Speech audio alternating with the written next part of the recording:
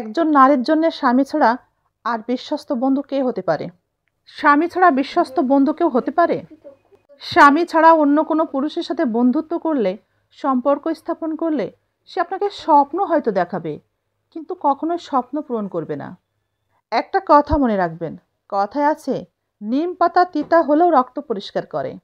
আর স্বামী, আপনার স্বামী যত খারাপ লোক হোক না কেন, সেই কিন্তু আপনার জন্য শ্রেষ্ঠ পুরুষ। বিয়ে মানেই যে একে অপরের প্রতি মুগ্ধতা, তা কিন্তু না। বিয়ে মানেই যে একটা সুন্দর সম্পর্ক, শুধুই ভালোবাসা, তা কিন্তু না। বিয়ে মানে হচ্ছে ভালোবেসে একে অপরের প্রতি দায়িত্ব নেওয়ার অঙ্গীকার করা।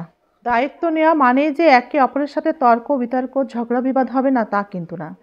একে অপরের সাথে ঝগড়া বিবাদ না হওয়াটাই হচ্ছে অস্বাভাবিক। স্বামী স্ত্রী একে অপরের সাথে বন্ধুর মতো আচরণ করা উচিত। ঝগড়া বিবাদ হলেও স্বামী স্ত্রী নিজস্ব বিষয়গুলো নিজেদের মধ্যে থাকাই ভালো, তাতে সম্পর্ক সুন্দর থাকে।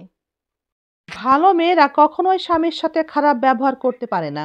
ভালো মেয়েরা জানে স্বামীর সাথে খারাপ ব্যবহার করলে কখনোই সুখে থাকা যায় না। বুদ্ধিমান মেয়েরা কখনোই স্বামীকে অসম্মান করে না, কারো সামনে ছোট করে কোনো কথা বলে না।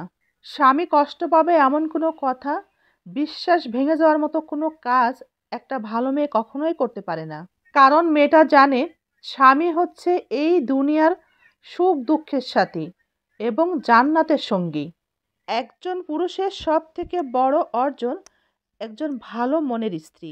একজন পুরুষ খুব সহজে ধ্বংস হয়ে যায় যদি তার স্ত্রী খারাপ হয়। একজন পুরুষের টাকা কড়ি অর্থ সম্পদ সব কিছু শেষ হয়ে সে নিঃস্ব হয়ে যায় যদি তার স্ত্রী খারাপ হয়। একজন স্ত্রী হচ্ছে একজন পুরুষের মানসিক শক্তির উৎস।